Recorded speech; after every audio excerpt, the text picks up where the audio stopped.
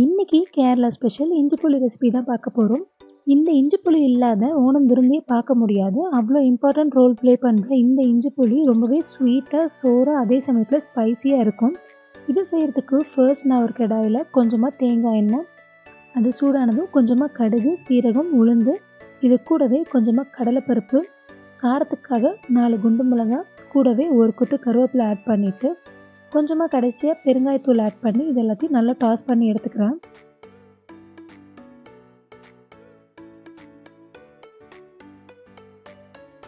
இதெல்லாம் நல்லா பொரிஞ்சதுக்கப்புறமா துருவி வச்சுருக்க இஞ்சி ஒரு கப் ஆட் பண்ணிக்கிறேன்.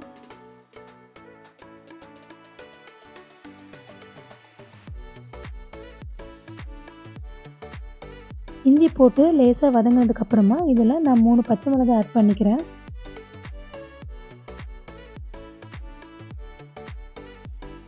எல்லாத்தையும் நல்லா கலந்து விட்டுட்டு ஒரு பிஞ்ச் மஞ்சள் தூள், கொஞ்சமாக மிளகாய் தூள், தேவைக்கேற்ப உப்பு ஆட் பண்ணிக்கோங்க.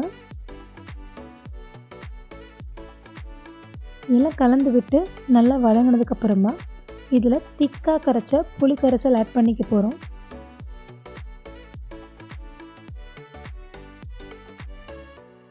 இது கூடவே கொஞ்சமாக தண்ணியும் ஆட் பண்ணிக்க போகிறோம்.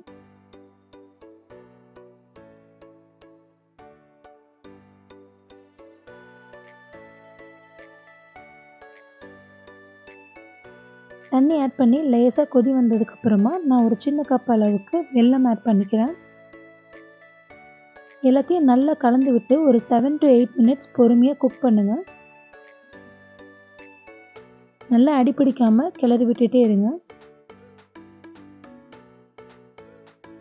தண்ணி எல்லாம் நல்லா சுண்டி எண்ணெய் பிரிஞ்சு வர வரைக்கும் நல்லா குக் பண்ணிக்கலாம்.